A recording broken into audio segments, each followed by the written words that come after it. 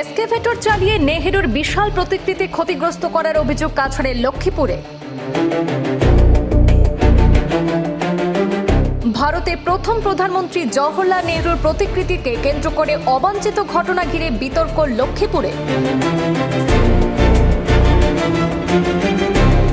রাতের অন্ধকারে পরিকল্পিতভাবে নেহরুর প্রতিকৃতি ভেঙে ফেলা হয়েছে বলে অভিযোগ কংগ্রেসের।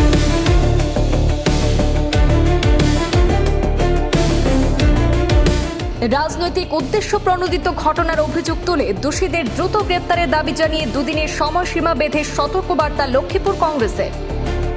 কাছাড় জেলার লক্ষ্মীপুরে গভীর রাতে ঘটে গেল এক বিতর্কিত ঘটনা।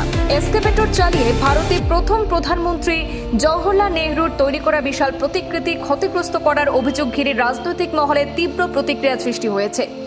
কংগ্রেসের দাবি এটি পরিকল্পিত ঘটনা। ইতিমধ্যে থানায় দায়ের হয়েছে এজাহার। ঘটনার তদন্ত এবং দোষীদের দ্রুত গ্রেপ্তারের দাবিতে সরব হয়েছেন লক্ষ্মীপুর কংগ্রেস নেতৃত্বরা। কাছাড় জেলার লক্ষ্মীপুর বিধানসভার অন্তর্গত পয়লাপুল চৌমাথায় ভারতের প্রথম প্রধানমন্ত্রী প্রয়াত জওহরলাল নেহরুর একটি প্রতিকৃতি স্থাপন করা হয়েছিল। গতকাল রাতে এসকেভেটর দিয়ে ইচ্ছাকৃতভাবে নেহরুর বিশাল আকারের প্রতিকৃতিকে ভেঙে ক্ষতিগ্রস্ত করা হয়েছে বলে অভিযোগ উঠেছে। এমন দাবি করেছেন ভারতীয় জাতীয় কংগ্রেসের কাছাড় জেলার প্রাক্তন সভাপতি তথা পয়লাপুল অঞ্চলের প্রবীণ নাগরিক প্রদীপ কুমার দে।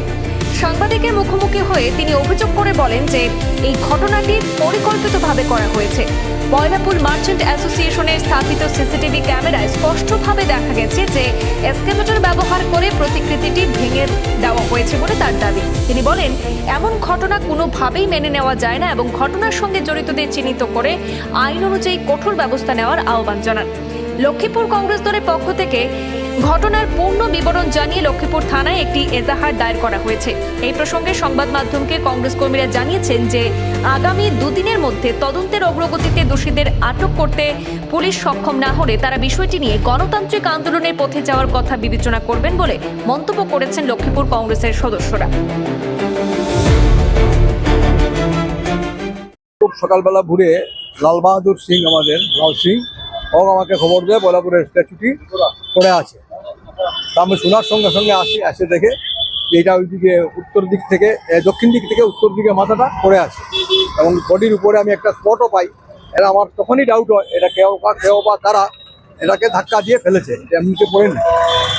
এইটা দুষ্কৃতিকারীরা যেই হোক বা যারাই হোক, এটা ইচ্ছাকৃতভাবে সেটাকে ফেলা হয়েছে, সেটা পরিষ্কার প্রমাণিত হয়েছে। এর মধ্যে আমরা সিসিটিভি ও ক্যামেরাও দেখেছি, সেখানে পরিষ্কার বোঝা গেছে, পরিষ্কার জানা গেছে যে জেসিবিকে প্লেস করে এখানে দক্ষিণ দিকে প্লেস করে দক্ষিণ দিক থেকে পুশ করে ধাক্কা দিয়ে উত্তর দিকে ফেলা হয়েছে। এটা সিসিটিভি ক্যামেরাতেও আসছে, পরিষ্কার আসছে যে জেসিবি। এখন আমি তারপর এটা পুলিশকে জানাই, ওসিকে সাথে আলাপ করি টেলিফোনে। ওসি বলে নাম রাত में गया था और गिर गया, हम देखा है गिरा है। बोला गिरा नहीं है, गिराया गया है, ये स्पष्ट प्रमाण है। अब आइए तो मैंने कोई नाम तो देखती है কি হবে যাই না আপনি হোক। I am honestly requesting you to investigate the matter and take the necessary steps. তারপরে ও একজন এএসআই কে পাঠিয়েছিল, সে এসে দেখেছে এবং সব কিছু আমি বুঝিয়ে দিয়েছি কিভাবে কি হয়েছে না হয়েছে সেটা স্পষ্ট। এবং সিসিটিভি ক্যামেরাতে যা দেখলাম এটা পরিষ্কার বোঝা গেছে এটা দুষ্কৃতকারীরা, হয়তো তাদের পরিষ্কার চেহারা ছবি দেখা যায় যে জেসিবি কালকে এখানে কাজ করেছিল। এখানে একটা লাইট পোস্ট বসানো হবে, টাওয়ার লাইট পোস্ট বসানো হবে, সেই জায়গাটা গর্ত করেছিল, ফাউন্ডেশন হয়েছে, তখন কিচ্ছু হয়নি। এবং এটা পরিষ্কার প্রমাণিত যে দেখা গেছে জেসিবি দিয়ে ধাক্কা দিয়ে সেটাকে ফেলা হয়েছে। অপমান করেছে তাদেরকে দেশদ্রোহী তকমা দিয়ে সেইভাবে যাতে অ্যাকশন নেওয়া হয়, দেশদ্রোহীর কেস তাদের উপরে যাতে লাগানো হয়, সেই অনুরোধ সবার কাছে রইল। ইন্টেনশনালি করা হচ্ছে, যে সেইভাবে যেভাবে ফেলা হয়েছে সেটা তো ইন্টেনশনালি, কারণ এটা ইচ্ছাকৃতভাবে সেটাকে ফেলে দেওয়া হয়েছে। সেটাই ইচ্ছা যে লক্ষ্মীপুরের বা ভারতের যেসব লিডাররা বড় আগে ছিলেন, আজকে নেহরুজির মূর্তি ফেলা হয়েছে, কালকে নেতাজি সুভাষচন্দ্রের মূর্তিও ফেলা হবে, সেটাই বোঝা যাচ্ছে। তো আমরা যদি সঠিকভাবে সেটাকে প্রতিবাদ না করি, ভবিষ্যতে এটাই হবে।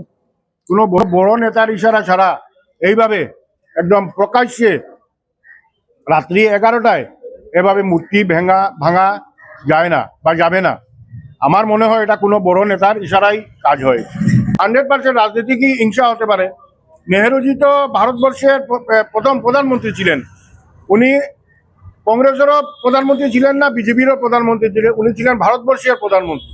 তাই যারা এই হিংসামূলক কাজ করেছে তাদেরকে আমি ধিক্কার জানাই, নিন্দা জানাই, এবং অতি সত্বর আমরা যে এফআইআর করব, এই এফআইআর এর মাধ্যমে যাতে দুদিনের ভিতরে গ্রেফতার করা হয় দুষ্কৃতীকে, না হলে আমরা বৃহত্তরভাবে গণ আন্দোলনের ডাক দিচ্ছি।